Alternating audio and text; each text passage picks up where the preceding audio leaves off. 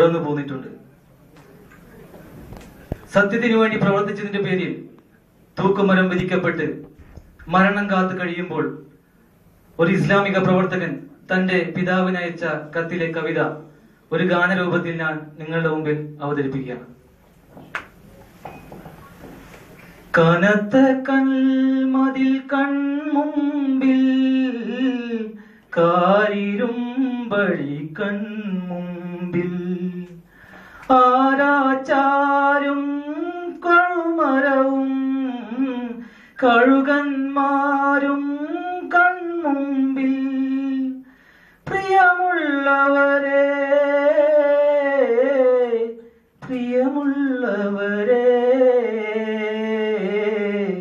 മരണം കൊണ്ടൊരു കവിത രചിക്കാൻ അല്ലാഹു അരുളുന്നു.